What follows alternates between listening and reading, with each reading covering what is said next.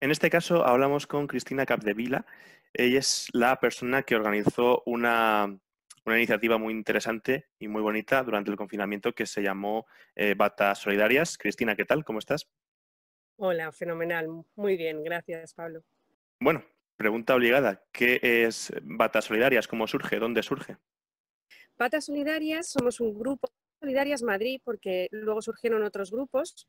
Es un grupo de vecinas y de amigas de la zona norte, porque realmente nos centramos en la zona norte, la zona de Alcobendas, de La Moraleja, y surge a raíz de que vemos que hay necesidades con el tema de las EPIs, de los EPIs. Yo me uno a un grupo que ya existía en otras zonas de Madrid, tanto en la zona de Aravaca como en la zona centro, que era de Mónica Merello, y decido montar el grupo en nuestra zona. En principio la idea era que íbamos a hacer unas 20, 30 batas diarias y llegamos a hacer hasta 400 en un día, por la cantidad de vecinas que éramos. Entonces surge de ahí. A su vez, además de hacer EPIs de estos pegados, que eran con bolsas de basura, creo otro grupo de voluntarias donde ya hacemos EPIs cosidos. Hacemos batas con TNT cosidas, que esas las entregamos principalmente a hospitales, que eran los que tenían mayor necesidad, y las EPIs al principio a los hospitales y después a las residencias y a Cari.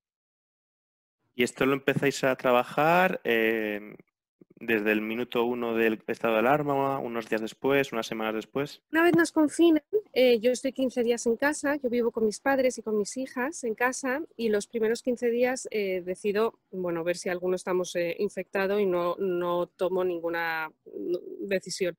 El 1 de abril, a finales de marzo más o menos, ahí me fallan un poco las fechas, pero no, perdón, a finales de febrero empezamos ya a moverlo. Y la semana más dura, el 1 de abril, ya estábamos trabajando. A primeros de abril estábamos produciendo. O sea que sobre esas fechas, más o menos. Te lo puedo decir exactamente, pero vamos, ahora mismo dudo un poco. Es verdad que fue todo muy rápido. O sea, era una llamada constante, recibíamos llamadas, peticiones de residencias, de hospitales. En ese momento fue un poco, una locura, vamos. ¿Los materiales para hacer las EPIs, dónde los sacabais? Bueno, tenía su gracia porque al principio, cuando empezamos con esta iniciativa, todas sufragábamos nuestros gastos, o sea, todas, de hecho, agotamos todas las bolsas de basura que había alrededor nuestro en los supermercados, no encontrábamos cinta adhesiva, entonces, bueno, la que en ese momento solo podías moverte con un salvoconducto si ibas a hacer la compra, entonces, bueno, pues una se encargaba de comprar para el resto e intentar repartirnoslo. Luego tuvimos la gran suerte que una de las voluntarias, en el chat, su marido trabaja en Leroy Merlin y Leroy nos hizo una buenísima donación, nos entregó 6.800 bolsas de basura para hacer EPIs. Así que lo tuvimos cubierto durante casi, no te voy a decir un mes, pero casi, porque es verdad que parte de la donación yo la entregué también a Madrid para que ellas también hicieran batas. De lo que se trataba era que ningún material se quedara atrás, que todo saliera, porque todo era urgente, todo era para el día siguiente. Entonces, bueno, pues una parte la sufragábamos y por otra parte recibíamos donaciones. ¿Y habéis abastecido, bueno, por usar ese término, a hospitales de vuestra zona o también de más lejos? Hemos entregado a todos los hospitales, yo entregaba las batas, todos los días venían a recogérmelas a casa, las 300 batas que habíamos realizado las voluntarias y yo, y esas se repartían al día siguiente. Al principio iba todo a hospitales, todos los hospitales de Madrid y alrededores. Hemos llegado a entregar en Ciudad Real, hemos llegado a entregar en Toledo, pero todos los hospitales de Madrid en un momento determinado tenían necesidad y no tenían nada. Entonces una EPI de bolsa de basura les salvaba ese día. Y a una vez que pues los hospitales empezaron tenían ya el suministro y ya empezaban a recibir el material, todo iba a las residencias y a las parroquias, a Cáritas, a fundaciones, a quien nos lo pidiera. ¿Lo hacíais cada persona en vuestra casa o os reuníais? No podíamos reunir. O sea, esto realmente, en mi caso, surge lo de empezar a hacer batas por hacer una actividad con mis hijas y con mis padres, por tener algo que hacer de manera solidaria en casa por las tardes. Entonces, bueno, pues ese fue un poco el reclamo, el vamos a hacer que los niños se impliquen de alguna forma también con una actividad relativamente sencilla. También cosíamos, teníamos otros grupos que cosíamos mascarillas, hacíamos las batas cosidas, pero realmente lo divertido era que por la tarde nos sentábamos con los niños a hacer las batas un poco en cadena, cada uno en su casa, pero sí tenemos vídeos de cómo han colaborado los niños. Teníamos chicos que tenían ya sus pequeños cochecitos que se encargaban de llevar el material, traer el material, o sea, ha habido mucha implicación de mucha gente joven y no tan pequeña y pequeñitas, o sea, no tan joven, chiquititos. Estoy leyendo aquí un PDF que me has pasado antes, que hay hasta 5 tipos de, vamos a decir, de EPIs, ¿no? Bueno, incluyendo mascarillas, pantallas y 3 tipos de batas. ¿Cómo os formabais para hacer esto? ¿Por Por WhatsApp, imaginación? por WhatsApp, era todo. Probando, ¿no? eh, No, bueno, a ver, yo me unía a grupos que ya existían, que ya estaban trabajando en otras zonas de Madrid. O sea, aquí de lo que se trataba era eh, que todo el mundo que quería ayudar encontrar una plataforma donde poder ayudar, que todo el mundo en ese momento estábamos en casa más libres de tiempo, las noticias eran aterradoras y todo el mundo quería ser, bueno, salió mucha parte solidaria de la gente en ese momento, ¿no? Mucha solidaridad. Entonces, bueno, pues al yo contactar con un grupo que ya existía, nos mandaban vía WhatsApp en los vídeos que habían hecho, cómo querían que se hicieran las batas, porque ellos ya tenían el contacto en los hospitales y querían las batas de una manera. Desinfectábamos las batas de plástico, las de bolsas de basura, las desinfectábamos con agua y lejía, con una solución para que fueran directamente, las empaquetábamos en paquetes de 10 y al día siguiente estaban en los hospitales para que se las pudieran poner los médicos y las enfermeras y los celadores. O sea, era un trabajo en equipo, una máquina, vamos, de producción, bueno, muy casera, muy artesanal, claro, nada elaborado, pero eso existía. Por otro lado, las batas de TNT, el material de TNT sí nos lo donaron. Hubo donaciones, bueno, a mí me llegaba el material y nosotros hacíamos la parte de producción, hacíamos la costura de las batas, también nos explicaban cómo había que coserlas. Hemos cosido 4 tipos de batas distintas, unas con mangas de una forma, otras de otras, con un patrón, con otro patrón, o sea, nos hemos hecho profesionales en la costura y las mascarillas igual, las mascarillas, bueno, pues dependiendo de quién nos donara y a quién iba dirigida, nos solicitaban un patrón y una forma de hacerla u otra. Entonces, bueno, nos adaptábamos, lo importante es que saliera el material para quien nos donaba en ese momento, bueno, pues los productos, ¿no? Entonces, y luego las pantallas, un poco igual, lo mismo. Eran donaciones que fuimos recibiendo y las íbamos haciendo y las donamos principalmente. Las pantallas vinieron más tarde, lo llevamos a hospitales, sobre todo hicimos unas pantallas infantiles para bueno, pues la zona de oncología infantil de varios hospitales para que estuvieran cubiertos los niños. Y luego también es verdad que empezaron ya los campamentos de verano en muchas parroquias y en muchas actividades, bueno, de tema parroquial y nos pedían esas pantallas y esas mascarillas infantiles para los niños que ya salimos del confinamiento, que ya iban a necesitar. Yo recuerdo unas de las mascarillas más urgentes que tuvimos, que eran el primer domingo que se podía dar misa. Y entonces el párroco de Alcobendas nos pidió mascarillas para que hubiera en la entrada de la iglesia para que todo el mundo pudiera entrar con una mascarilla. A día de hoy, ¿seguís haciendo o cuando hubo un día en que ya dejasteis de producir EPIs? Una vez que ya, bueno, el calor realmente es cuando primero ya empieza a haber suministro, reciben ya el suministro desde China, desde la Comunidad de Madrid, los hospitales ya empiezan a recibir, ya se empieza a recibir material y empieza a hacer mucho calor y realmente, claro, trabajar 8 horas, 6 horas con una bolsa de plástico era un poco implanteable.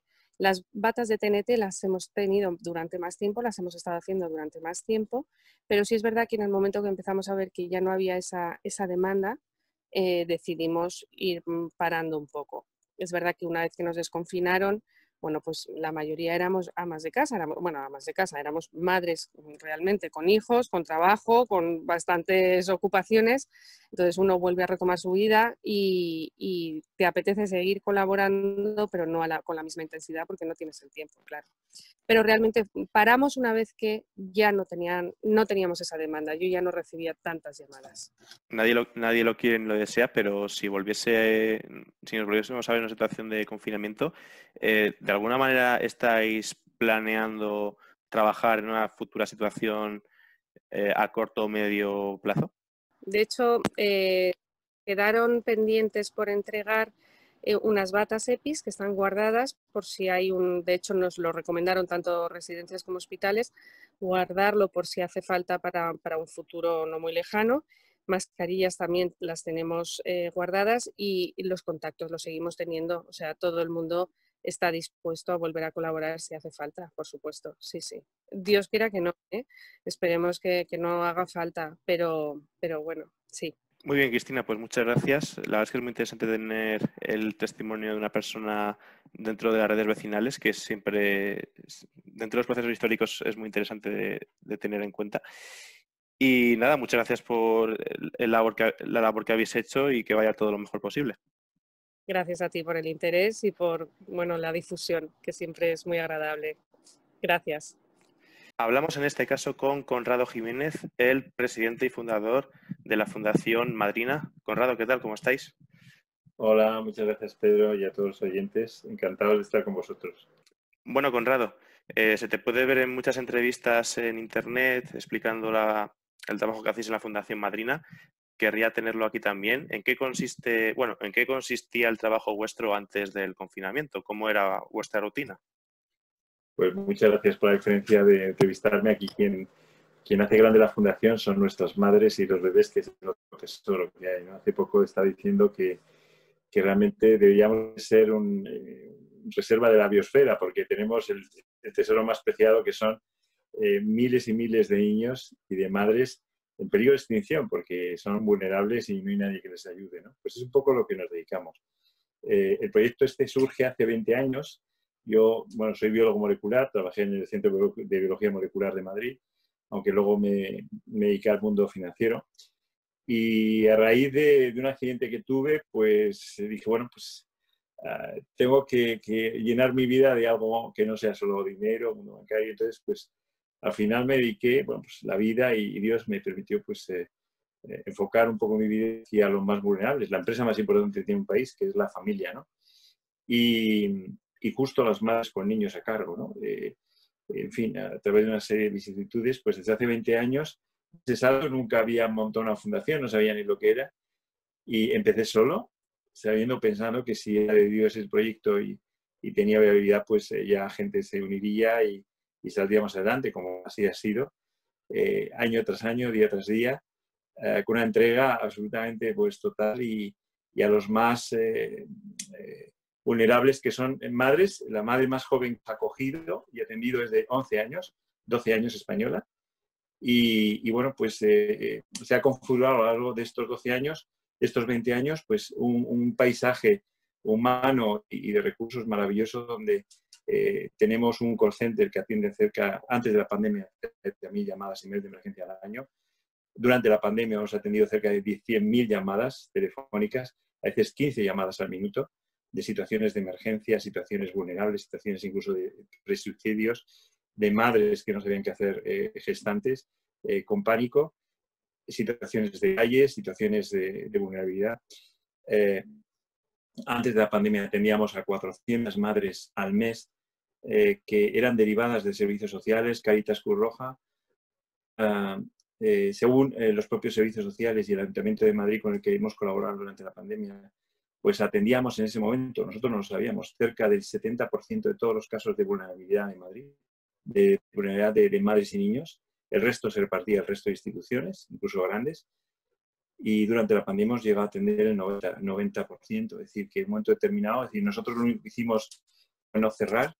En el banco de alimentos, que es el único que podíamos nosotros funcionar, porque la sede estaba cerrada, aunque había una cantidad cerca de 15, 20 voluntarios que estaban atendiendo el teléfono y estábamos atendiendo los casos más de riesgo en situaciones de calle, de madres gestantes y madres con hijo a cargo.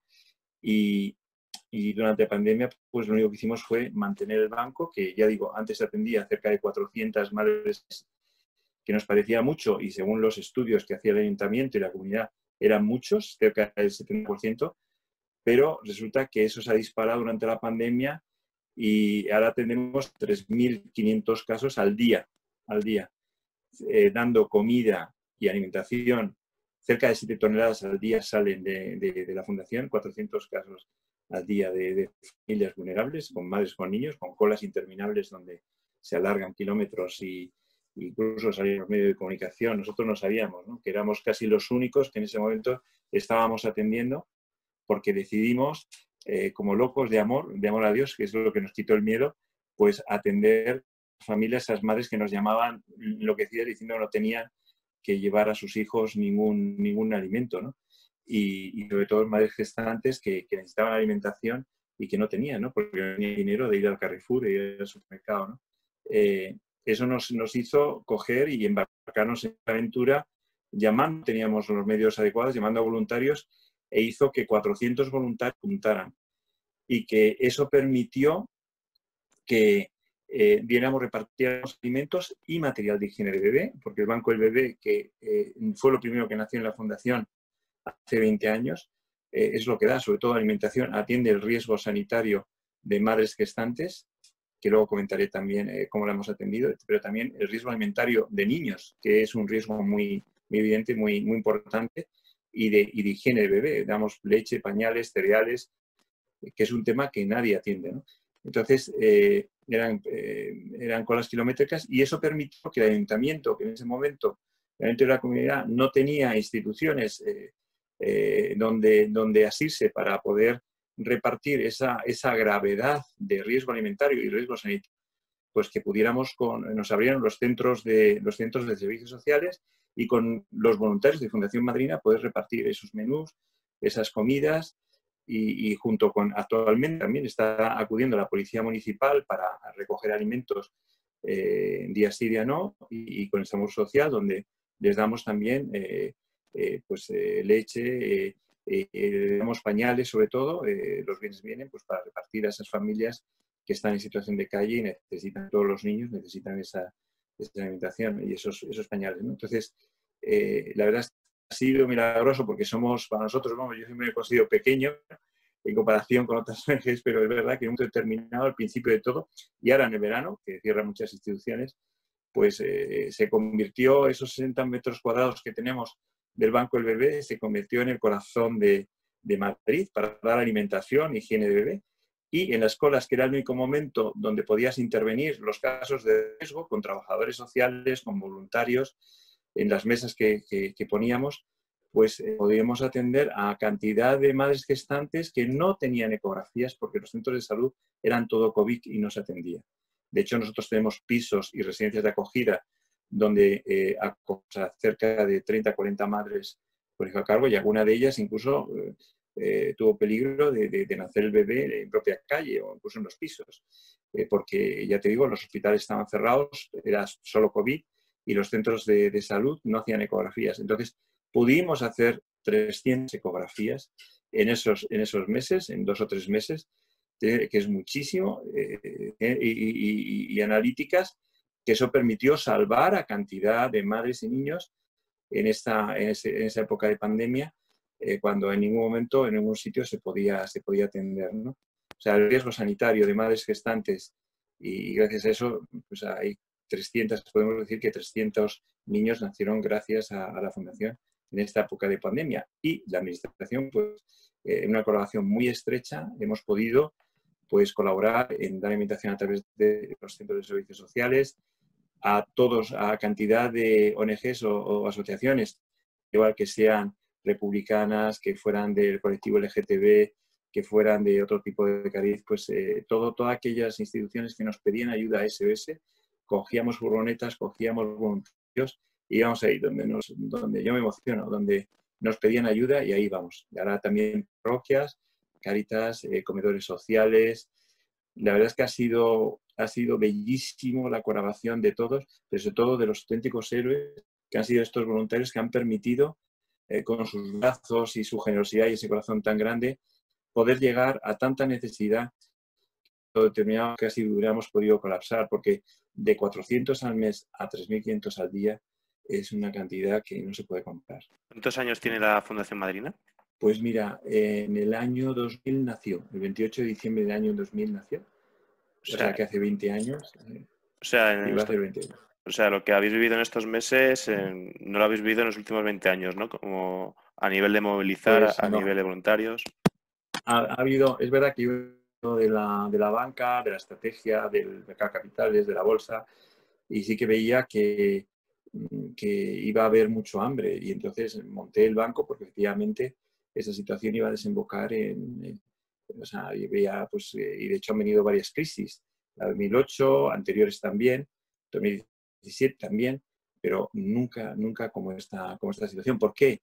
Porque confinó a todo el mundo, incluido a grandes instituciones confinadas, porque trabajaban, eran trabajadores, o eran voluntarios, que son los primeros que se dieron de baja, que etcétera, o que trabajaban, pero dar la comida no puedes darlo virtualmente. Entonces, tuvimos que coger y abrir, ¿no? Porque vimos que efectivamente nuestro colectivo no tenía dinero para ir a los supermercados a comprar y estaba en una situación muy grave, ¿no? Y de hecho, al principio hubo cantidad de problemas porque incluso la propia policía ponía pegas para no solamente el reparto, sino incluso las propias usuarias que llevan a la bolsa de la comida para poder cogerla del banco y llevarlo a sus casas, ¿no?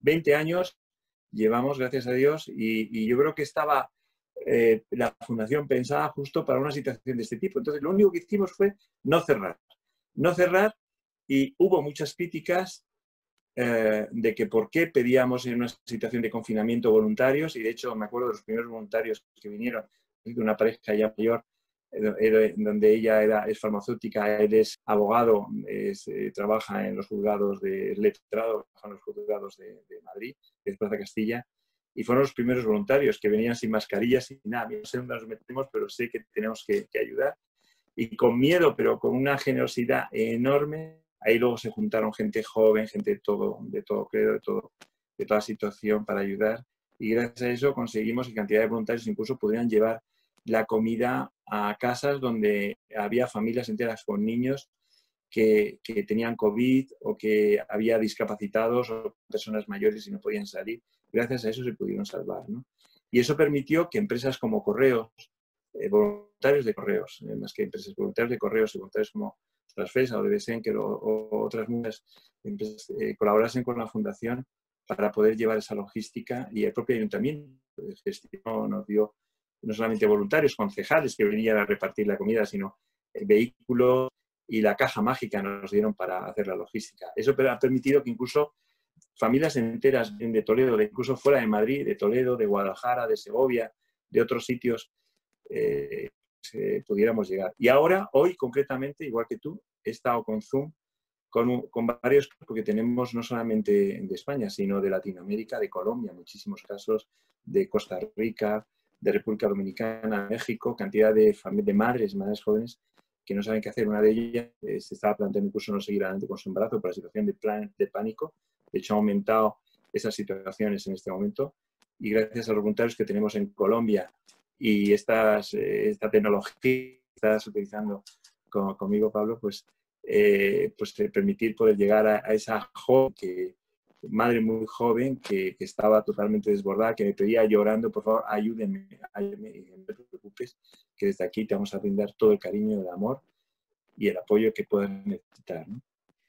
¿Estáis ya preparándoos, estáis planificando el otoño de cara a la famosa segunda ola? ¿Estáis hablando con los colectivos con los que ya habéis hecho contacto? Sí, bueno, de hecho no paramos o sea, ahora mismo estamos desbordados.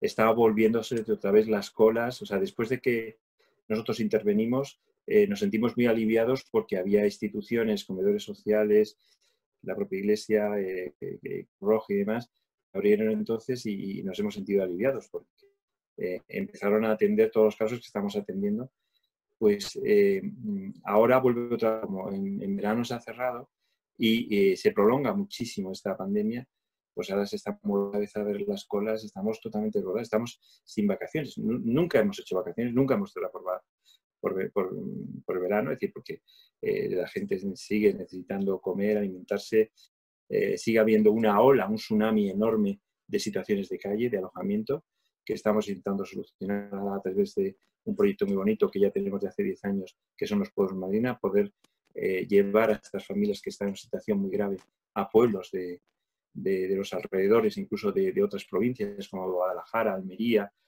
pueblos que podemos llevar ahí a familias enteras, madres gestantes que estamos derivando a todos los sitios de España que podemos atender o acogiendo a nuestros propios pisos. Es decir, ahora tenemos más trabajo que nunca. Acabamos de tener una reunión con todos los trabajadores sociales y las personas, incluso con miembros del ayuntamiento, para poder gestionar esta situación. O sea que ahora más que nunca estamos trabajando en agosto por el tsunami y los efectos de la crisis, que yo entiendo que en septiembre seguirán y en octubre mucho más. O sea que ahora lo que vemos es el tsunami que antes decía, el tsunami de esta situación de crisis que está producido porque los ahorros de estas familias pues se están llegando a término y muchos de ellos que son empresarios, que son autónomos, que son personas que con familias, con hijos a cargo, que no tienen absolutamente nada, han llegado ya al límite y muchas de ellas nos están diciendo que están ya en situación de calle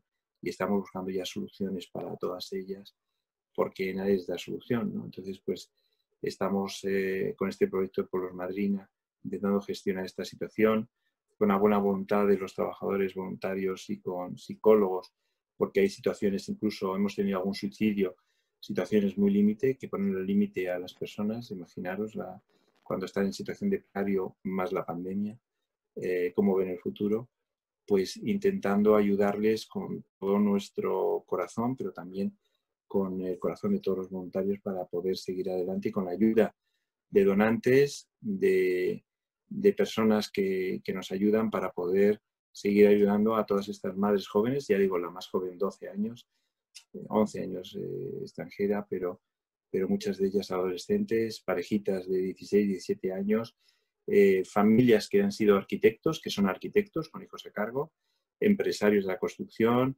empresarios de medios de transporte, autobuses y demás, que en este momento pues no tienen cómo dar alimentación a sus hijos, cómo seguir adelante, y eso les genera una situación muy grave que intentamos paliar entre todos, ¿no? O sea que la respuesta es, Pablo, que seguimos trabajando ahora más duro porque para nosotros el agosto ha sido tremendo, o sea, ha sido duplicar, triplicar el trabajo y esto significa que es el preámbulo de una situación de crisis que se va a prolongar en el tiempo y que son los efectos del tsunami que ha producido esta pandemia y está produciendo esta pandemia. Bueno, pues Conrado Jiménez, presidente de la Fundación Madrina, muchas gracias por tu testimonio y por el trabajo que hacéis, dicho sea de paso.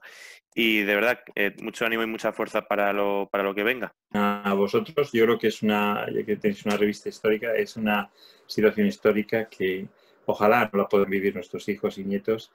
Yo solo le pido a Dios darle gracias a Dios cada día que me da de vida, para poder seguir ayudando, que me dé muchos corazones generosos, y lo pido a los oyentes que vamos a necesitar muchos más corazones generosos para poder seguir ayudando, que es una oportunidad de dar a los demás y que lo merecen nuestros niños. Estos niños, se habla mucho de muertos, pero no de los niños que nacen, ¿no? Y estos niños son los que más lo necesitan. Siempre digo que cada niño que nace lleva un mensaje, y es que Dios todavía no ha perdido la esperanza en el hombre. Luchemos por estos niños, por luchar contra la pobreza infantil, ayudando a sus madres en dificultad, y porque van a ser el futuro. Es el legado que nosotros debemos a nuestros hijos, a estos niños que tanto lo necesitan. Muchísimas gracias. Hablamos en este caso con Enrique Sánchez, soldado en el Ejército de Tierra, y su testimonio sin duda será muy interesante porque él estuvo destinado en el IFEMA durante el confinamiento. Enrique, ¿qué tal? ¿Cómo estás? Estoy bien. Bueno, muchas gracias por atenderme para estas entrevistas. La verdad es que es muy interesante contar con alguien del Ejército. Y bueno, la primera pregunta sería, ¿cómo era tu rutina, tu trabajo antes de que empezase el estado de alarma?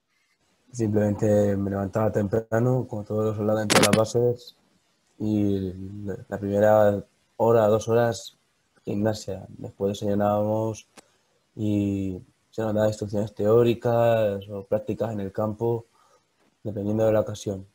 Eso era mi día a día antes de que empezara todo el tema del COVID. Y ya luego cuando acababa la jornada, pues con otro trabajo. Nos marchábamos a casa tranquilamente y a descansar, estar con la familia o estudiando. ¿En qué base estabas destinado? Estoy destinado en la base del Goloso. Está al norte de Madrid. Bueno, antes de ir al confinamiento, los días previos, ¿no?, a que empezase el estado de alarma, ¿recibís alguna instrucción, alguna medida de seguridad higiénica complementaria en el cuartel? O... La misma que los civiles. Ya cuando empezó el tema del coronavirus, claro, al principio no. Cuando era todo solamente en China, pues lo que se decía todo el mundo. Mantener un poquito las distancias y evitar eventos sociales y demás. Ya luego cuando la cosa fue escalando, pues se empezó a poner ya temas de mascarillas, temas de gel hidroalcohólico, igual que con la vida civil. Lo único es pues que no pensábamos que saldría la cosa de China, de Asia, y al final acabó llegando más rápido vamos, estoy pidiendo personas más rápido de lo que yo creía que iba a pasar. Pero a día de hoy es igual con los civiles. Bueno, empieza el estado de alarma, el confinamiento. Antes de que te llamen para ir al IFEMA, ¿cómo cambia la rutina? Mucha duda. Nosotros nos especializamos pues en temas de combate urbano, en temas de radio, comunicaciones, rescate de heridos, y lo del COVID pues fue como una novedad. Hay grupos de ejército que están entrenados para temas de infecciones bacteriológicas, ya sea guerra NBQ o ayuda a atender heridos y gente enferma, pero nuestra unidad pues eso le pilló así por banda. Lo que hicimos fue rápidamente enterarnos cómo iba el COVID, qué medidas tomar, igual que con la vida civil, lo mismo. Luego después pues empezaron a surgir dudas porque claro, ¿dónde podía actuar el ejército? En qué calidad? Y al final fue un poquito más tema de ponerse de acuerdo con otros grupos de la vida civil, en plan bomberos, policías. Al principio empezamos pues haciendo patrullas con la policía municipal, la policía nacional, al menos en Madrid. Y lo que se empezó a hacer fue pues nada, mantener un poquito de orden público, asistir al ciudadano. Hubo gente que nos mandaban, en mi caso, mis primeros días de confinamiento, nos mandaban a pueblos del exterior de Madrid, nada, a ayudar a que no hubiese aglomeraciones, que al final no hubo. La verdad es que el tema del sector civil se portó muy bien y nunca tuvimos por lo menos a mi pelotón, no tuvimos ningún problema con gente saltándose las normas de confinamiento. Nada, todo el mundo se quedaba en casa y si salía era para lo mismo indispensable. No había cosas raras de reuniones de 10 personas, cosas así. Todo fue bastante tranquilo. Ya luego vino lo del tema de cena. Eso fue ya pues como un poquito de cambio, porque pasamos de patrullar, que era algo que sí que sabíamos, conocíamos, a trabajar en un centro hospitalario de campaña, eso sí. Y allí pues fue muchas horas gastadas despierto y trabajando. ¿Cómo era trabajar en IFEMA? ¿Cuánto tiempo estuviste? Estuve trabajando porque nos íbamos a turno rotando. ¿Cuántos días? ¿12, 10? No sabría decirte exactamente. Sé que empecé por el tema de abril y hasta mayo así acabamos. Así que sé que no estuve, pero mi unidad sí estuvo el día en que se cerró. Yo estuve el día antes de que se cerrara IFEMA. Así que mes y medio. Lo que pasa es que nosotros trabajamos por turnos para evitar tener todo el personal a la vez y poder contener un poco la infección. Lo que hacíamos era, si tenemos una compañía dividida en dos grupos de trabajo, dos secciones, iba a una sección, luego iba a otra, luego otra compañía ponía su sección. Lo que hacíamos era un grupo de trabajo y rotar. Yo lo que hacía era, un día iba y lo teníamos 1 o 2 días en los cuales nos quedábamos en la base. Ahora mismo las horas de trabajo que echábamos, no sabría decirte cuántas eran. Sí que me acuerdo de salir de la base a cosas así de las 7, las 8 de la mañana y volver a las 8, 9, 10 de la noche. A veces volvíamos un poco más tarde. A veces volvíamos a las 12, una vez volvimos de madrugada a la 1, a las 2. Nos quedábamos el tiempo que hacía falta. Sí, una vez volvimos un par de veces de madrugada, pero vamos, casos puntuales. Luego se respetaba el horario los siguientes días. Nos daban más descanso para reponer.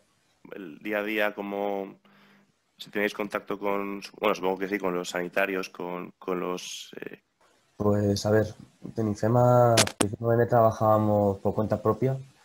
Sí que colaborábamos con gente de Ferrovial, que era el personal que trabajaba en IFEMA, era una empresa que se dedicaba a reparación, construcción, vamos, mantenimiento de los pabellones de IFEMA. También teníamos cerca delegados del gobierno que junto con organizadores de eventos de IFEMA, gente que tenía ya experiencia, pues ayudaba a organizar el material, pedir envíos de comida, medicamentos, vamos, hacían trabajo de relaciones en la oficina. Nosotros lo que hacíamos era lo que nos mandasen. Lo que más hacíamos, transportar material médico. ¿Qué transportábamos material médico? Mascarillas, gel hidroalcohólico, a veces llevábamos pues ropa, material de hospitales. No llevábamos medicinas, llevábamos más bien material de campaña, por así decirlo. Cacharros pesados y como nosotros teníamos fuerza, pues los metíamos a un camión y luego lo mandábamos a residencias o centros vecinales que asistían en el tema del COVID. También enviábamos alimentos. Yo en mi caso, mis primeros días de IFEMA, estuve con otros compañeros y gente del SUMA, del Servicio de Protección Civil de Madrid. Estuvimos cargando palés con comida para el Hospital de la Paz. Estuvimos en los hospitales trabajando, no sabría decirte cuáles, pero yo por lo menos estuve en el Hospital de la Paz con otros compañeros. Y les mandábamos lo que nos mandaban de donaciones. Si nos mandaban 1000 botellas de Aquarius, 1000 botellas de Aquarius. 1000 tarros de alcachofas, que esto lo hemos hecho, meter 1000 tarros de alcachofas y mandarlo. No sé qué comida le llegaría a esos hospitales, pero las alcachofas se hartaron bastante. Eran los que más nos donaban, no sé por qué, me parece curioso. Y eso es lo que hacíamos, cargar y llevar material. Y en casos puntuales entrábamos en la zona sucia, que era el pabellón de cuarentena de los enfermos, y allí lo que hacíamos era pues arreglábamos estanterías, habitaciones que estuviesen estropeadas, las paredes, vamos, el mismo trabajo que haría un carpintero, alguien que trabaja en ferretería o en obra. Éramos peores, pero yo contento, si eso ayudaba a trabajar mejor. Nos poníamos un traje de exterminador, que era como ya todo el mundo, como referencia a la gente de Chernobyl, que llevaba un traje NMQ también. Nos metíamos dentro y lo que hiciera falta nos tiramos ahí, qué sé yo, por ejemplo estuve arreglando estanterías para botellas de oxígeno y también colocando dispositivos de llamada de auxilio para las camas, que según tengo entendido no se usó mucho, por suerte. La verdad es que en IFEMA sí que hubo casos de enfermos serios, pero los médicos allí eran muy buenos y competentes y atendían muy rápido. Labor de logística, éramos como mozos de almacén. Preguntarte si en los 2 años que llevas de soldado, ¿cómo clasificarías esta experiencia, ¿no? De todo lo que has vivido en este tiempo? Una experiencia curiosa. Al principio asustante porque es desconocida, pero luego, no sé, un trabajo más que tengo que hacer. Yo como soldado, si me dicen hay un huracán, si me dicen que hay una inundación, que hay pues un montón de enfermos heridos, pues yo asisto a acudir y ayudar. Yo no tuve miedo en ofrecerme a ir a IFEMA los primeros días, tenía que trabajar con cualquier servicio, ya sea con los policías, con los bomberos, en el tema del confinamiento en los primeros meses. Y a día de hoy, si me dijesen de volver otra vez a IFEMA, volver otra vez a un hospital de campaña, lo que sea, relacionado para ayudar al COVID, yo me ofrezco voluntario, aunque tenga que tirarme horas extra. No sería yo el único, muchos compañeros también lo haríamos. Una experiencia, pues, quemante, porque no es el entorno que estamos acostumbrados a estar, pero si se ayuda a que estemos nosotros, nos metemos. El Ejército Español, con la Operación Balmi, echamos un cable con todo esto y si tenemos que extender esta ayuda, lo vamos a seguir haciendo. Que ojalá no tengamos por qué, pero si se tiene que hacer, que se haga. Muy bien, pues Enrique Sánchez, soldado del Ejército de Tierra, que ha estado en la Operación Balmis, en el IFEMA y en otros lugares. Muchas gracias, bueno, por el trabajo que habéis hecho y que vaya todo lo mejor posible y por tu tiempo para esta entrevista. Para servir, nada, a ti por darte tiempo para hablar. Nada, un saludo y hasta luego. En este punto hablamos con Chema Galán. Él ha trabajado en correos durante el tiempo de estado de alarma. Empezó en febrero, de febrero a junio. Chema, ¿qué tal? ¿Cómo estás? Hola Pablo, ¿qué tal? Pues nada, aquí estamos aguantando un poco el calor. Llevas unos años trabajando intermitentemente en correos. Llegados a febrero de este año, yo te quería preguntar cómo fue el mes y medio, bueno, apenas un mes casi, entre que empiezas esa nueva etapa hasta que empieza el estado de alarma. ¿En qué trabajabas, no? ¿En qué consistía tu trabajo dentro de correos? Estuve contratado en una oficina de atención al cliente que le llamamos sucursal, de estas de calle, que es, que es de atención directa con el cliente, en ventanilla única que decimos. Y nada, bueno, la verdad que ha sido, con lo del estado de alarma ha sido raro. Ha sido raro, porque además tengo una anécdota que no sé si te la cuente ahora o me la querrás preguntar con otra pregunta. Ha sido todo muy, muy heavy, la verdad. Pero no hemos parado, Correos no ha parado de dar servicio en ningún momento. Bueno, yo te quería preguntar cuál es el momento, o sea, todo enero, febrero, ¿no? Con las noticias de que llegan desde China, luego Italia.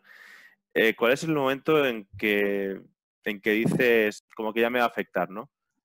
Como yo y muchos españoles, yo creo, yo personalmente estaba un poco escéptico. Era como, bueno, es algo que pilla un poco más o menos lejos, por así decirlo, ¿no? Y pillaba un poco lejos, pero claro, o sea, como tú dices, luego ves que empiezan a cerrar centros educativos, empiezan por ahí y dices, bueno, a lo mejor es porque, no sé, pues sobre todo por los centros de menor edad, dices, bueno, es porque serán un cúmulo de, de contactos y enfermedades como suelen ser en las escuelas infantiles, ¿no? Y dices, bueno, pero no sé, pero luego ya, luego empecé a tenerlo más en cuenta, más de cerca, ya entrado marzo. Un poquito antes de estado de alarma, claro. El sábado 14 se declara el estado de alarma. ¿Recuerdas cómo fue volver el lunes 16 al trabajo? Pues es que resulta que no volví el mismo lunes siguiente al estado de alarma. Yo empecé justo la semana de antes del jueves 12, viernes 13, me empecé a poner malo, muy enfermo. Y estaba ya a base de ibuprofenos y tal, lo primero que pillaba en casa. Y no sabía qué me estaba pasando. Y ya el jueves por la tarde estaba muy mal y ya dije, bueno, voy a llamar a la oficina a decir que no voy porque es que estoy bastante mal. Y me llaman justo ese jueves diciendo que la oficina se pone en cuarentena porque una compañera dio positivo. Ya la cosa se empezó a poner seria. Y ya, bueno, a mí me dieron baja, ya me reincorporé el 1 de abril, mis compañeros estuvieron 14 días de cuarentena obligatoria, por procedimiento también. Y mientras hubo gente, otras personas llevándose a oficina, pero luego ya, o sea, cuando volví yo el 1 de abril, todavía estábamos con un horario súper reducido, súper reducido.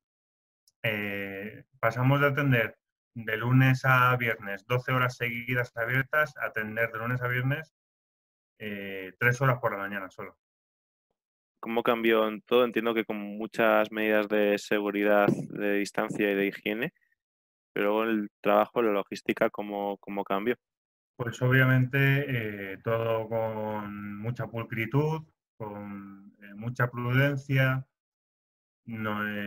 Correos nos proveyó material, obviamente, pues mascarillas, geles, guantes y las mamparas llegaron al poquito tiempo. Bueno, solo teníamos 3 ventanillas abiertas.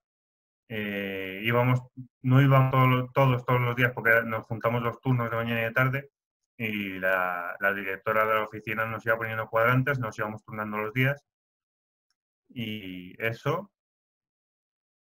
Y a nivel de clientes, la gente antes pasaba y sacaba su ticket de turno y ya. Y ahora ese surtidor de turnos, por así decirlo, ya se cerró. Y la gente tenía que hacer cola afuera y había una persona en el hall de entrada controlando la cola y haciendo que la gente circulase con la mayor seguridad posible. Claro. ¿Cómo es tratar con la gente al volver? Porque entiendo que, bueno, en la rutina habrá anécdotas, habrá cosas situaciones pues tensas o normales antes del confinamiento, pero durante entiendo que cambió de alguna manera, ¿no? Sí, bueno, también otro detalle que se me olvidó.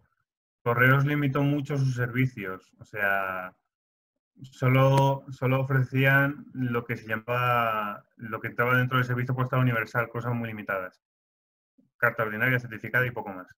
Luego ya, obviamente, como tenían que ganar dinero, pues ya lo ampliaron a todo, pero...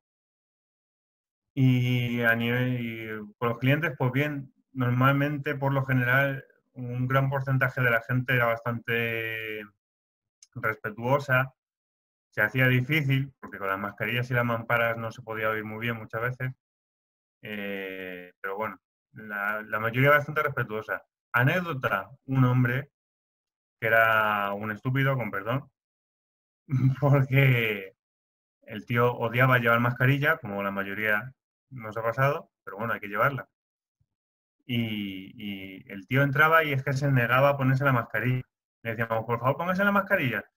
Me decía, no, no, es que el uso es recomendable, lo pone ahí. Y lo que ponía en el cartel era recomendable guantes y gel, pero la mascarilla la queríamos poner obligatoria. Y luego ya, obviamente, lo dijo el gobierno a través del boletín oficial del Estado, lo dejó reflejado. Y con ese hombre hubo pelea hasta 3 veces, ¿sabes? Y nos llevaba a la contraria. Y yo creo que ese hombre, ni él ha pasado el virus, ni ninguna persona cerca de él ha pasado el virus. Porque si no te digo yo que se pone la mascarilla sin discutirlo. Pero vamos, luego gente muy miedosa, claro. Pero bueno, por lo demás, en general, más o menos bien. Yo creo, bueno, es un poco a modo de reflexión. Había gente bastante respetuosa, pero en general yo en mucha gente no he visto demasiado cambio. A la hora de respetar lo que se dice en un centro, en un comercio o donde sea, donde yo como empleado, entre comillas, soy una autoridad y igualmente no hacen caso. O sea, es que yo creo que cuando ya todo se recupere más, la gente va a olvidarlo un poco algunos. En cuanto a temas económicos, todo lo que te puedo decir es que por un lado, nosotros, o sea, bueno, Correos se ha comportado bastante bien en el sentido de que nos han seguido pagando bien, ¿sabes? Aún a pesar de estar con horarios reducidos, eso nos lo han mantenido, eso por un lado. Y por otro también, Correos ha estado abierto, uno de los motivos, para hacer el favor a mucha gente de que pudiese enviar dinero a sus seres queridos, ya sea a otros países o incluso dentro de España, porque a través de Correos se puede enviar dinero a otros países o dentro de España. Entonces, uno de los motivos por los que Correos está abierto ha sido por eso. ¿Sabes? En favor mucho de la gente también. Bueno, no sé si tenías algún contacto con algún compañero repartidor. Sí, créeme que sí. Dime. ¿Qué tal ellos cómo lo han llevado? ¿Trabajar durante el estado de alarma? Pues, bueno, regular. Pues claro, se concebía mucho como que no, como si influyeran en el hecho de que el virus se expandiera, por el hecho de ir a su casa a dar un envío, a llevar envíos, ¿sabes? Entonces, ha cambiado el hecho de que muchos conserjes y porteros ya no cogían los envíos. Porque eso influye en el reparto, eso facilita mucho las cosas, que te los cojan. Y por otro lado, la gente, bueno, claro, a ver, ellos al final están haciendo su trabajo. Y la gente insultándoles, muchas veces ha habido insultos por parte de la gente diciendo que les iban a matar, básicamente porque estaban perjudicando al vecindario, presentándose allí y siguiendo trabajando. Vale, Chema, pues muchas gracias por comentar tu testimonio y las anécdotas que has podido vivir. También queríamos tener aquí en este espacio a gente de Correos, que como bien has dicho es un servicio muy importante. Y nada más. Mucha suerte y que vaya todo muy bien. Pues nada, gracias a ti, Pablo, por contar conmigo. Espero que esto os sirva también. En este caso vamos a hablar con un perfil muy, muy interesante, que es un alumno de segundo de bachillerato. Hablamos con Gonzalo Rodríguez. ¿Qué tal? ¿Cómo estás, Gonzalo? Muy bien, muchas gracias. Los que hace poco, relativamente poco, dejamos el colegio o el instituto, sabemos lo que es segundo de bachillerato. En mi caso, porque desde años antes ya te empiezan a hablar de segundo de bachillerato en el colegio y ya te vas haciendo la idea. Llega segundo de bachillerato. Yo te quería preguntar en primer lugar, Gonzalo, ¿cómo era segundo de bachillerato antes del confinamiento? Pues antes del confinamiento, segundo de bachillerato al final lo que nos llevan diciendo, vamos, desde que entramos, es un sprint de fondo. Tienes que apretar en todo momento y si te quedas atrás no puedes recuperarlo. Es un curso muy intenso en el que tienes que dar todo al final y en el que cualquier error se castiga mucho. En fin, supongo que lo que has dicho, mucha gente se verá reflejado, mucha gente que haya pasado hace poco segundo de bachillerato. Bueno, llega el día 9 de marzo, aquel lunes en el que se anuncia que el miércoles se cierran las clases. Antes de ese día, bueno, el tema coronavirus, ¿os empiezan a decir algo los profesores antes de ese día del anuncio oficial de la administración? Para nada. Es más, cuando sabíamos del coronavirus, sabíamos que en Madrid era uno de los posibles inicios de un brote del coronavirus, pero no teníamos ningún indicio de que iban a cerrar las clases, y menos de esta manera.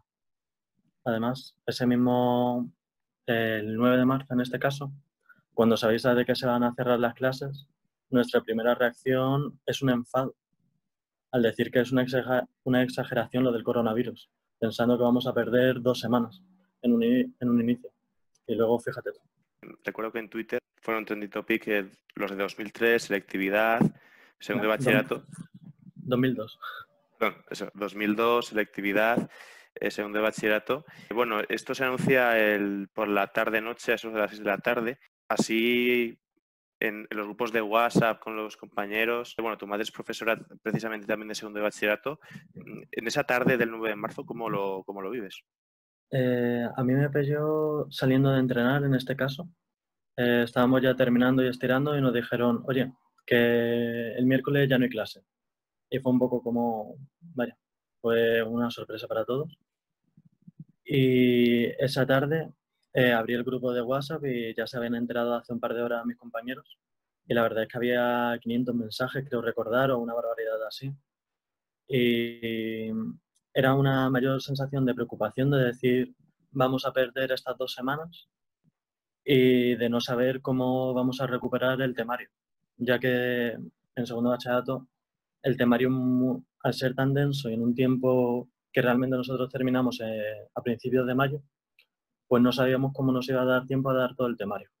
El martes 10 de marzo, ¿cómo se desarrolla ese día en el colegio? Pues diferente para cada profesor.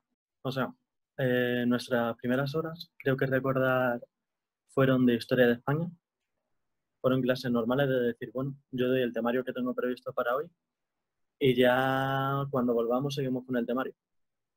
Y luego hubo otros profesores que nos dieron un poco más de recursos, nos dijeron, pues vamos a trabajar así, de este modo, pero fueron dispares los dos modos de acción, la verdad.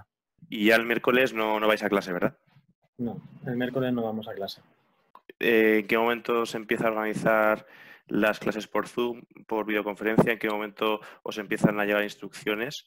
La primera semana realmente no utilizamos apenas el Classroom, que fue el medio por el que estuvimos trabajando.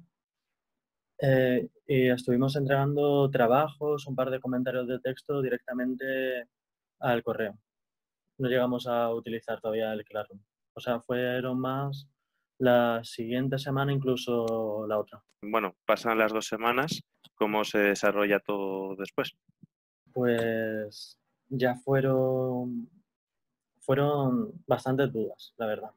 Realmente no teníamos dudas de lo que iba a pasar, de cómo nos iban a evaluar, sobre todo tanto el método de evaluación de BAU. Dudábamos de que si se iba a celebrar la BAU en esa fecha y además no sabíamos cómo el trabajo que estábamos realizando nos iba a valorar, cómo nos lo iban a valorar. Y también la media de bachillerato, pues al ser uno de los factores que influyen en la nota para entrar a la universidad, pues la teníamos bastante en cuenta. Y fueron las semanas siguientes fueron muy de dudas, pero de seguir trabajando. preguntarte, ¿no? ¿Cómo pasa la Semana Santa? ¿Cómo pasan las semanas de cara a la universidad? ¿Qué os van diciendo los profesores? ¿Cómo se van organizando las clases?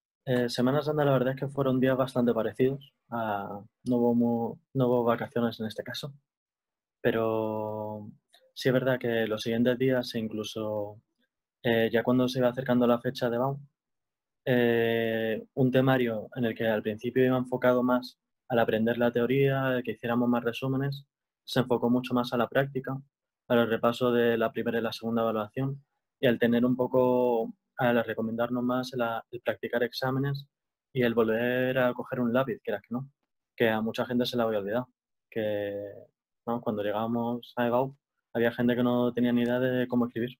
¿Y qué tal fue la selectividad? Pues el mejor momento fue el ver el examen de lengua, que fue el primero. Ya cuando se vio, eh, vimos que era lo que habíamos estudiado.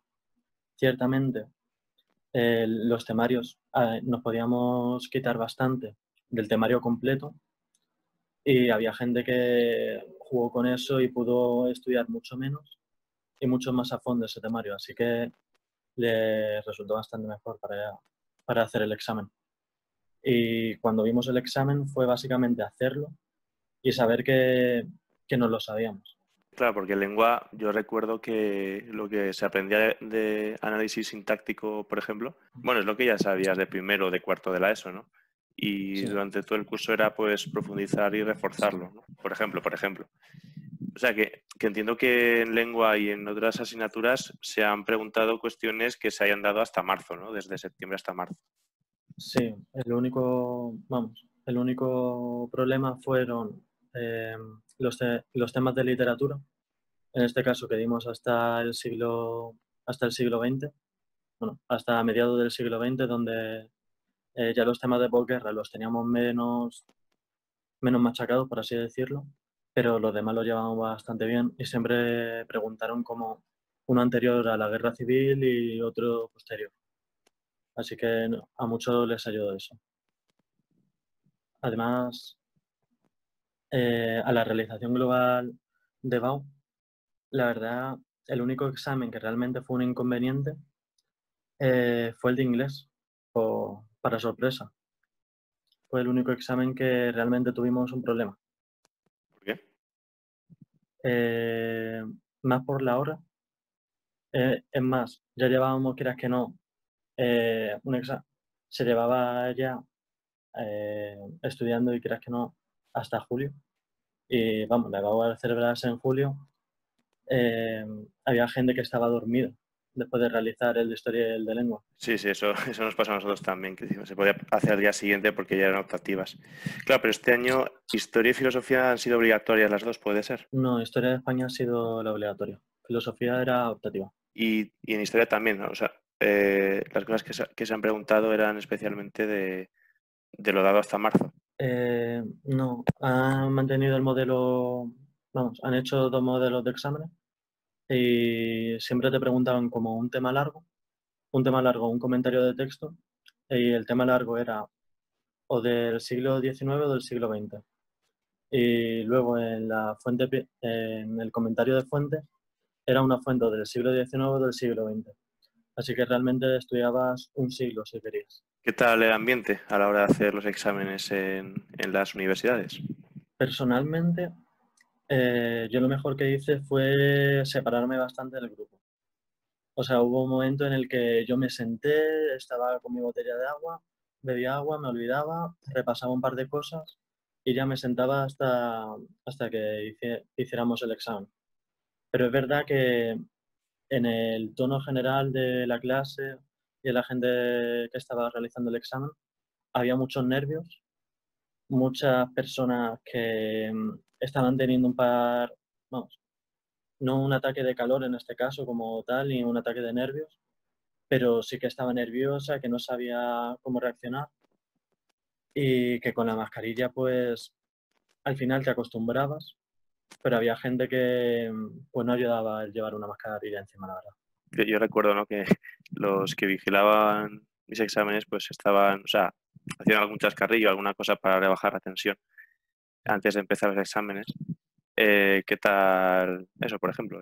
La verdad es que tuvimos suerte, aparte de de la facultad donde realizamos el examen, uno que estaba bastante separada, que era la facultad de tecnologías de la Complutense, que estaba más alejada, tenía aire acondicionado y tal, y encima era un señor bastante mayor y luego un chaval un poco más joven. Y es verdad que estuvieron atentos, nos calmaron a todos y se portaron bastante bien. Fueron bastante benévolos con nosotros. O sea, nos podrían haber metido miedo y no lo hicieron. Y bueno, ¿cómo es la sensación, ¿no? De terminar, cuando ya terminas el último examen de la selectividad, ¿cómo es esa sensación, además, dentro de esta circunstancia? Yo creo que, al igual que casi todos los alumnos de bachillerato, el terminar fue terminar de una vez. Porque, quieras que no, el segundo bachillerato estaba programado para terminar a principios de junio. Y nosotros, por suerte, por mala suerte o por fortuna, tuvimos un mes más. Y ya no era el no llegar a saber algo, el no aprenderse algo, sino era el llegar ya tan cansado que fue ya terminar, olvidarse, cerrar una etapa y poder comenzar un verano que, pese a no ser el que estábamos imaginando, la verdad es que es empezar verano y quitarse muchas preocupaciones. En mi segundo de bachillerato, pero recuerdo desde septiembre ya empezar la gente a organizar el viaje a Mallorca. El tradicional, pero te lo juro, antes de casi el primer día ya se empezó a hablar de eso. No sé, eso también se ha organizado, ¿no? En la gente de tu promoción. Sí, yo no iba a hacer el viaje a Mallorca, tenía pensado hacer un viaje por Europa, cosa que tampoco es posible, pero sí, desde el primer día estuvieron organizando el viaje a Mallorca. Y la verdad es que ahora también con estas compañías que organizan los viajes, creas que no, al no ser tan fiables, luego la devolución del dinero, creo que ha habido un par de problemas ahí. Pues Gonzalo, en fin, seguramente tu generación, o sea, tu promoción, o sea, por eso hago estas entrevistas, ¿no? Para dejar guardado este testimonio y especialmente el de gente de tu promoción, porque creo que es muy interesante tenerlo. Y nada, darte la enhorabuena por haber terminado segundo de bachillerato, que en sí ya es un gran paso. Ya verás como en la universidad a veces vas a pensar que en segundo de bachillerato curraste más o te lo tomaste incluso más en serio que la propia universidad a veces. Eso es un poco mi punto de vista. Y más con esta circunstancia. Así que nada, enhorabuena y mucho ánimo para el curso que viene. Muchísimas gracias, Pablo. Y bueno, hablamos en este caso con una alumna que en el curso 2019-2020 cursó segundo de bachillerato en el Colegio Sagrados Corazones. Ella es Chloe Chocard. Chloe, ¿qué tal? ¿Cómo estás? Muy bien, gracias.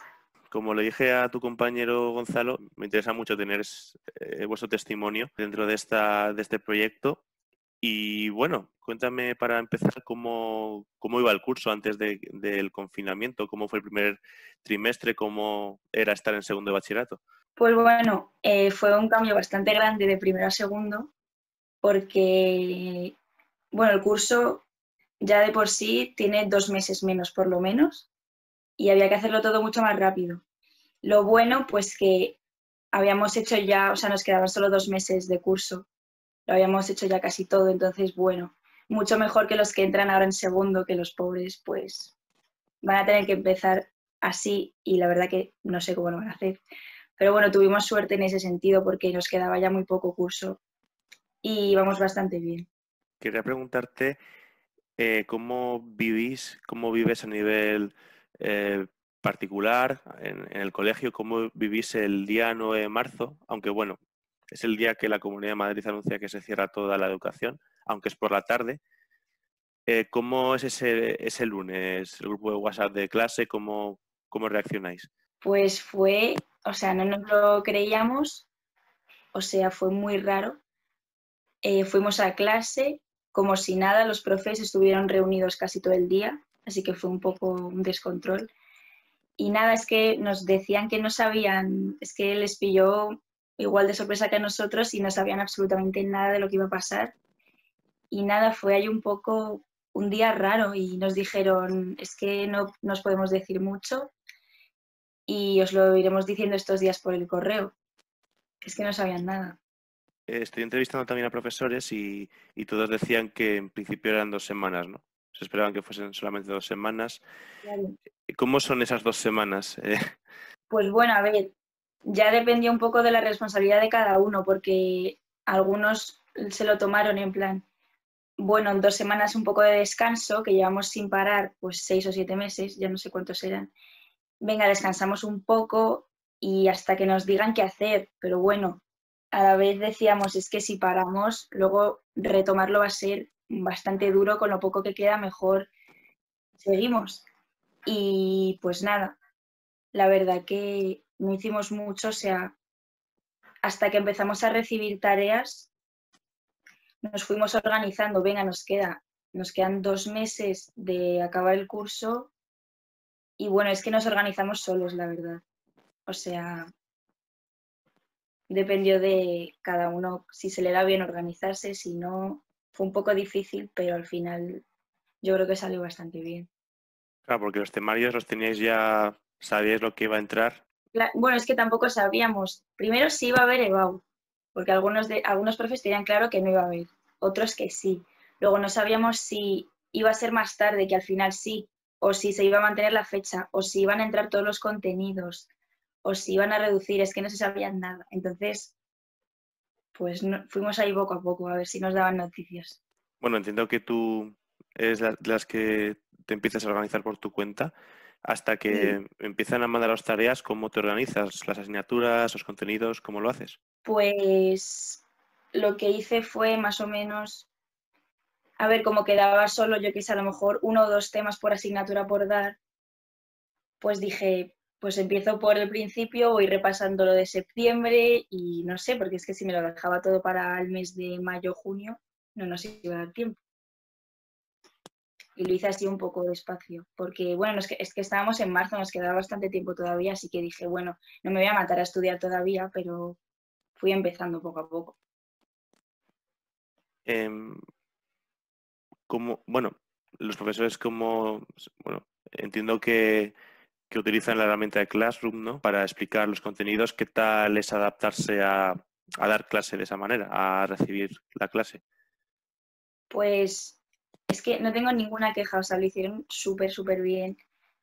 Bueno, primero empezamos con el correo a secas, luego ya cuando empezamos con Classroom eso ya era para las tareas, pero con el correo es que les mandas un correo y te responden súper rápido, o sea, nos han ayudado un montón, nos lo han puesto todo súper fácil, las clases pues la verdad que súper bien. Teníamos miedo de que, bueno, como nunca habíamos usado Meet pues no sabíamos si iba a aguantar, no sé, que hubiera 30 personas conectadas, pero al final funcionó súper bien, así que nos organizamos muy bien. Bueno, se organizaron muy bien los profes.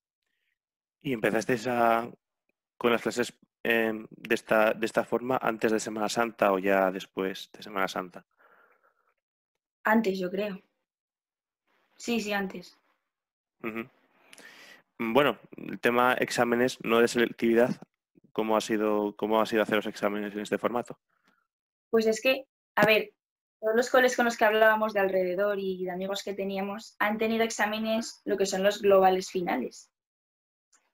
Nosotros no hemos tenido, y, o sea, porque los profes consideraban que era un poco pérdida de tiempo porque es que pues era muy fácil copiarse, es que estando en casa no iban a controlar nada, entonces dijeron, pues ya está, no os hacemos exámenes como tal globales y os calificamos los trabajos que habéis estado haciendo estos 2 meses. Y la verdad que yo creo que fue una muy buena idea porque es que lo de hacer exámenes, a ver, que a lo mejor hubiese estado mejor para calificarnos, pero es que iba a ser un descontrol, es que no se podía controlar, entonces decidieron no hacer exámenes finales. Luego hemos tenido algún test en asignaturas como geografía, historia, que a ver, han venido muy bien para repasar. O sea, quien se lo quiere tomar para repasar, bien, quien se lo quiere tomar para copiar, pues allá ellos, pero estuvo bien, ¿Tú hiciste historia en la selectividad? sí. Claro, era obligatoria. Sí, Así por ubicarme, que es, es un poco muy fuerte. Antes del confinamiento, ¿por qué tema ibais en historia? pues íbamos a empezar el franquismo. Joder, madre mía. Qué velocidad. Nos quedaba el franquismo y la transición, si es que íbamos bastante avanzados. Y, por ejemplo, esos temas, os mandaron trabajos de esos temas y los hicisteis y con eso ya estudiabais, ¿no? De cara a si os entraba en la selectividad. Sí, y además entraron los dos, así que... Tú como alumna, ¿qué opinas de este sistema de evaluación? De que sea más trabajo que examen. Pues no os sé decir, a ver, me gusta hacer trabajos porque, bueno, es otra manera de calificar, pero prefiero la forma de siempre, yo creo. Porque luego al fin y al cabo los trabajos no se te quitan mucho tiempo, hacerlos en grupo es un poco lío. Pero bueno, hay que adaptarse a todo. Vas a flipar en la universidad. Lo sé, ya lo sé. Selectividad, ¿cómo se presenta? ¿Cómo es ir? ¿Cómo es prepararse los exámenes? ¿Los nervios? Todo eso. ¿Cómo se desarrollan los exámenes? Pues bueno, primero el sitio, porque es que no sabíamos si iba a ser en IFEMA, llegaron a decir, en los colegios también llegaron a decir, bueno, al final cuando se confirma que es, bueno, como siempre en las universidades, pues bueno, a los profes les dio bastante tranquilidad porque ya lo conocían. O sea, era donde se hacía todos los años.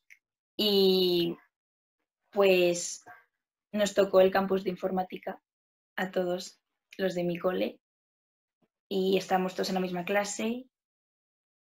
Fue súper bien. Y los meses de antes, pues es que bien, o sea, no sabíamos muy bien cómo prepararnos EBAU porque era así un poco nuevo, pero nos organizamos bastante bien y es que lo bueno es que hemos tenido mucho tiempo.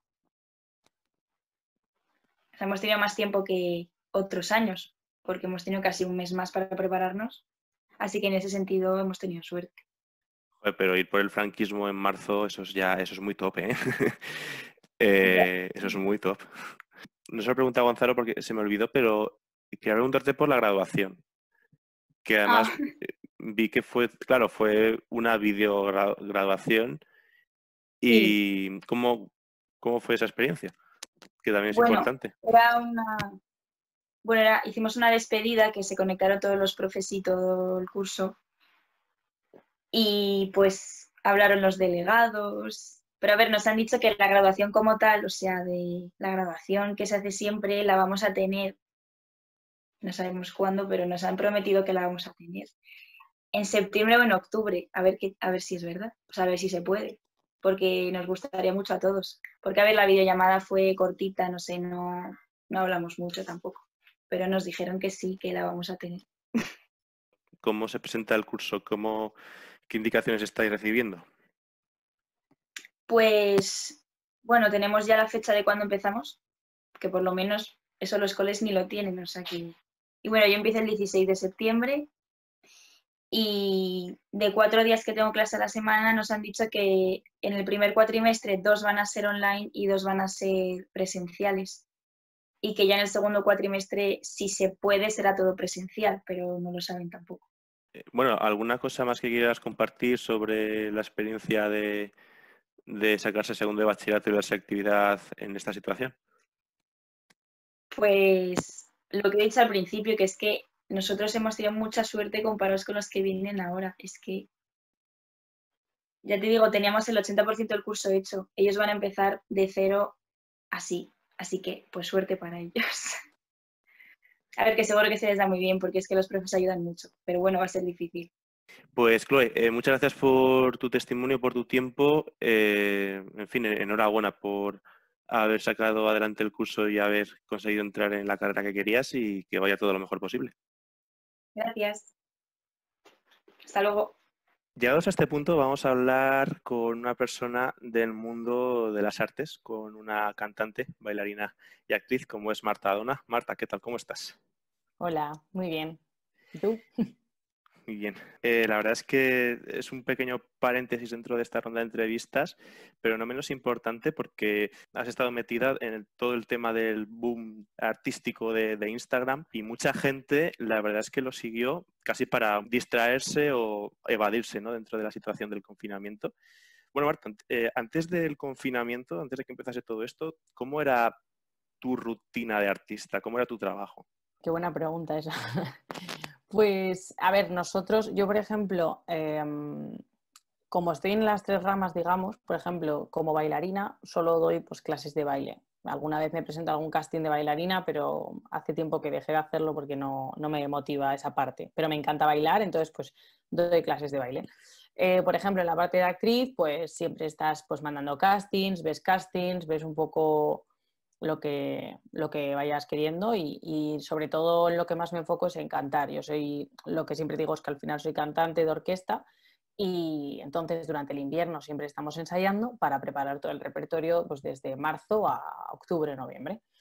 Entonces, pues mi día a día es sencillo. Yo me levanto, si tengo clases de baile, pues me visto y me voy a dar las clases o lo que sea.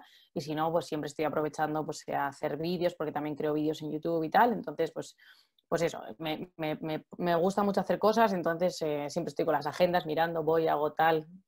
Bueno, el mundillo de las orquestas, la verdad es que es muy, muy interesante, ¿no? Porque, claro, mucha gente que vive de eso, no solamente tocando, sino, bueno, técnicos y tal, es un mundillo grande. Entiendo que también estabas ensayando de cara a la temporada de fiestas de pueblo, ¿no? Sí, bueno, de hecho nosotros habíamos salido ya. O sea, nosotros el 30 de enero y en febrero y el 7 de marzo tuvimos ya vuelo. O sea, hicimos 5 o 6 vuelos antes del confinamiento. Justo nos los pararon cuando fueron las fallas, que fue cuando pasó todo. Entonces ya teníamos el repertorio ensayado, pero incluso seguíamos quedando para ensayar y la verdad es que sí, nos pilló ahí en medio. Llegan las noticias del estado de alarma, de que se cierra todo. No sé si a ti directamente te afectó la noticia del estado de alarma en general o medidas que se fueron dando los días de antes. Por ejemplo, bueno, he entrevistado a muchos profesores y estudiantes, ¿no? Que las medidas de cerrar la educación la semana de antes pues ya nos alertaron a todos, me incluyo. Sí. ¿A ti directamente fue el estado de alarma o días antes ya empezaste?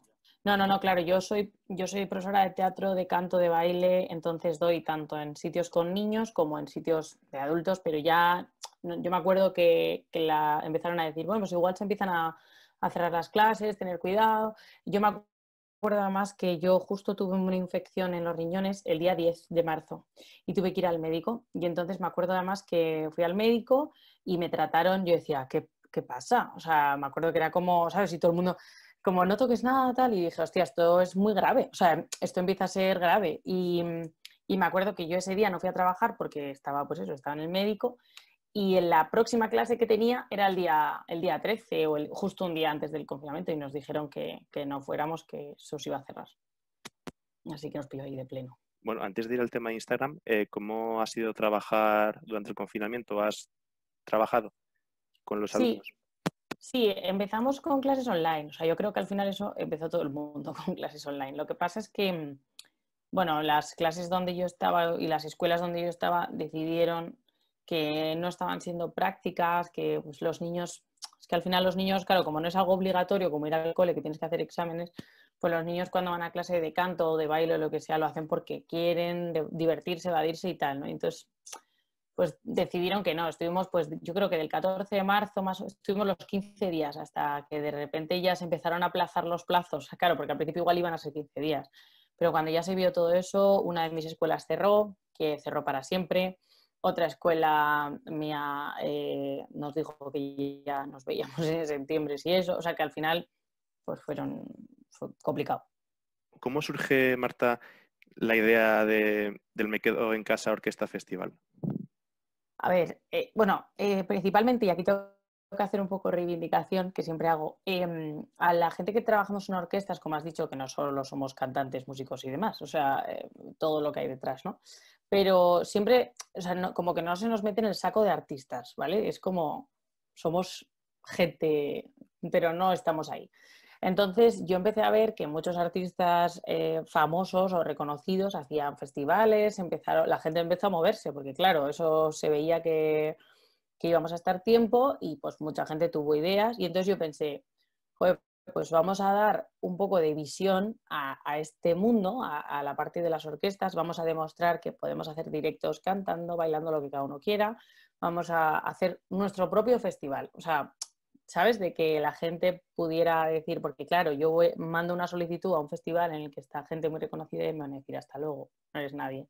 Y ese es el problema. Entonces yo quería ser, o sea, hacer parte a mucha gente que para mí son mucho más artistas muchas veces, que somos pues los cantantes, músicos de orquesta que querían hacer algo. Entiendo que empezaste tirando de contactos de gente que tú conocías, pero que has llegado a gente que no conocías a la hora de que cantasen, ¿no? De que participasen.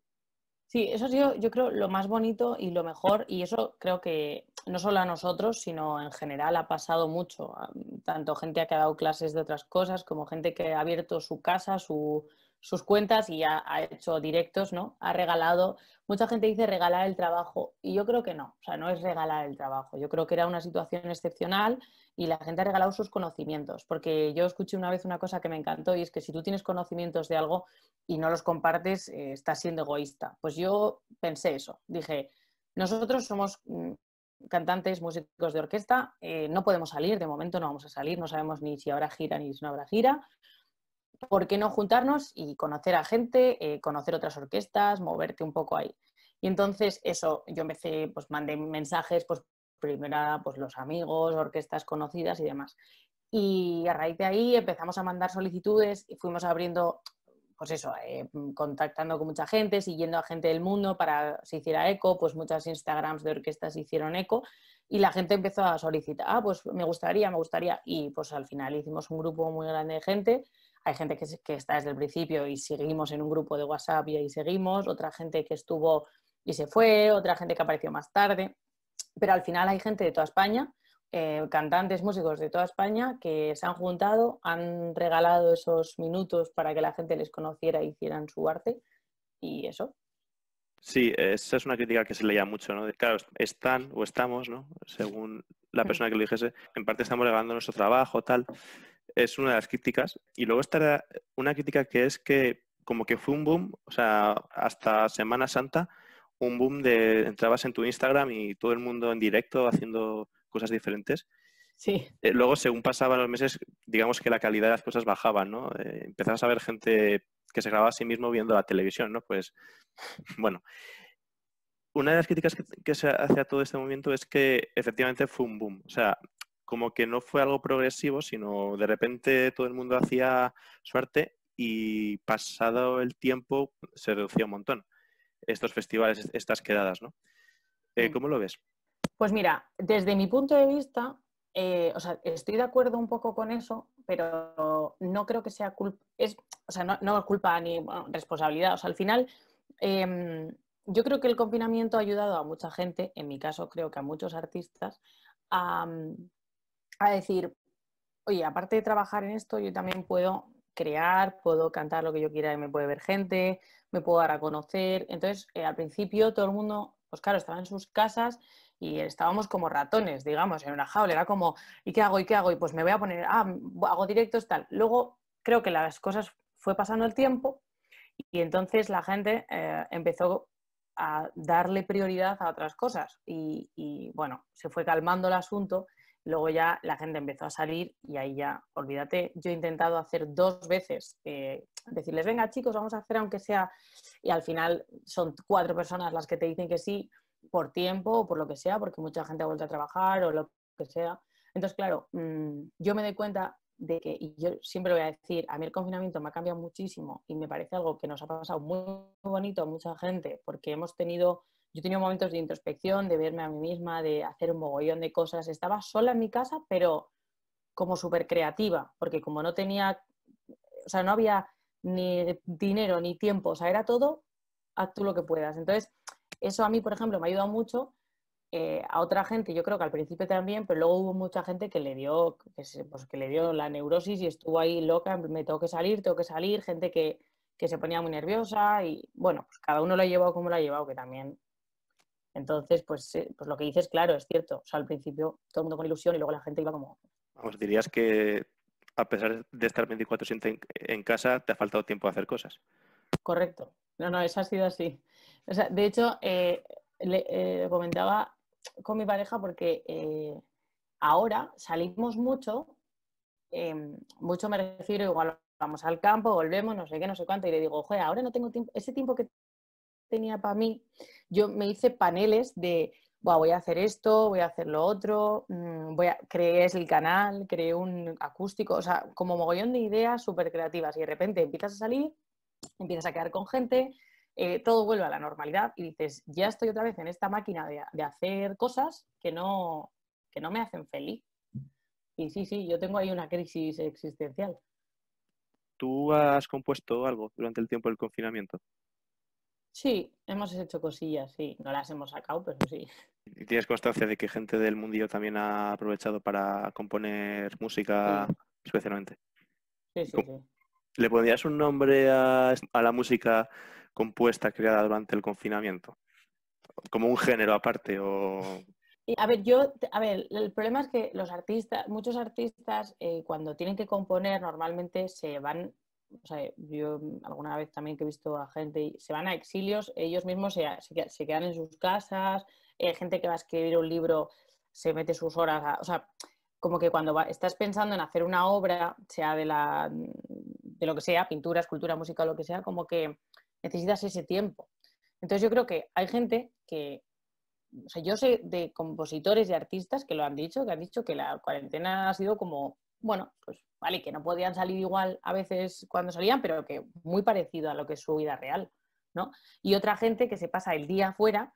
Yo tenía una amiga que se ha vuelto loca, o sea, su vida siempre es externa, nunca está en casa, o sea, siempre come fuera, desayuna fuera, todo lo hace fuera de casa va a dormir. Entonces, claro, la cuarentena casi le da algo. Entonces ahí está un poco, entonces yo creo que no es que sea música de cuarentena, o sea, que es decir, han salido temas que hablan solo de la pandemia, pero yo creo que la gente que ha tenido tiempo es simplemente que se ha dado cuenta, y espero que se haya dado cuenta, de que es muy importante darte tiempo para ti mismo también y para tu arte, y si quieres componer algo, estar. Si volviésemos al confinamiento, que esperemos que no, pero bueno, ¿volverías a organizar el festival? Sí, o sea, de hecho ya tengo una idea de el festival, como la página está hecha, pues tengo una idea de que dentro de poco a ver si la puedo llevar a cabo, de hacer como una especie de agencia de músicos y de gente de orquesta para que haya una visibilidad y demás, como no la hay, como hay de actores, hay de otras cosas, pero... Y, o sea, yo, este tipo de cosas, igual que tú me estás entrevistando a mí, yo ahora estoy haciendo entrevistas también a la gente del festival, considero que la tecnología es gratuita en este caso, ¿no? O sea, crear contenido. Entonces, es un trabajo, yo lo sé, tú lo sabes, porque he visto que también creas muchísimo contenido. Es un trabajo y a veces dices, joder, ¿para qué estoy haciendo esto? ¿O para qué he creado este festival? Con lo que me ha costado estar con toda esta gente, qué pesados, que si yo quiero estar a las 7 de la tarde, yo a las 6, yo a las 5, pero luego es muy gratificante. Por ejemplo, salimos en La Razón, salimos en muchos periódicos, me entrevistaron en la SER, jolín, fue algo como, dije, oye, pues da igual que haya llegado a 100 personas, a 200 a mí me da igual, pero el hecho de decir, oye, lo primero, hay gente que nos estuvo viendo, había directos con 60, 70, 80 personas, o sea, quiero decir, luego ya fue bajando, ¿no? Pero el decir, joder, ¿has ayudado a alguien? Para mí no es regalar el trabajo, para mí esa frase es muy fea, o sea, simplemente compartimos cosas, igual que yo veía vídeos de yoga y otra gente daba inglés, o sea, quiero decir, fue un momento especial. Y ya, aparte de eso, creo que hay que fomentar el hacer cosas unos por los otros. Entonces, si hay gente que se le da bien, pues como imagínate a ti o a mí, hacer vídeos, tal, ¿por qué no vas a compartir ese contenido, no? O sea, al final le puede ayudar a alguien.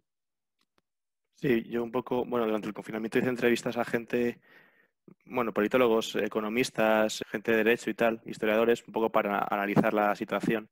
Y ahora estoy haciendo más de testimonios un poco, bueno, para hacer un archivo histórico, ¿no? Para que dentro de unos años, pues la gente vea cómo gente que trabajó durante el confinamiento o hizo cosas, gente proactiva, pues actuó, ¿no? Así que comparto tu idea. Es muy bonito, o sea, es que es muy bonito eso. Y para mí no estás regalando el trabajo, para mí estás creando un contenido maravilloso. O sea, lo que tú dices, algo que dentro de unos años se puede ver, o ahora, o cuando sea, ¿no? Y decir, jolín, esa gente, es que somos historia al final, o sea, todos los que... Porque las grabaciones, las actuaciones están todas guardadas, ¿no? En la web.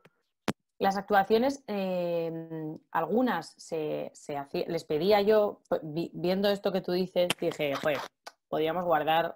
Entonces les decía que me mandasen un minuto de lo que más les había gustado, porque era la época en la que en Instagram podías guardar tu directo, que ahora ya no. Y ahora ya no, por todo lo que pasó en la cuarentena. O sea, yo tengo mi teoría. Ay, pues cuenta, no tenía ni idea. Sí, antes tú hacías un directo, se quedaba 24 horas y tú encima podías guardar ese directo entero de media hora, era hasta 1 hora. Ahora ya eso no se puede hacer. Puedes, cuando terminas, compartir ese vídeo como en IGTV, o sea, como si fuera... Pero creo que son máximo 20 minutos o algo así. Entonces, ¿qué pasa? Y tampoco te lo puedes guardar.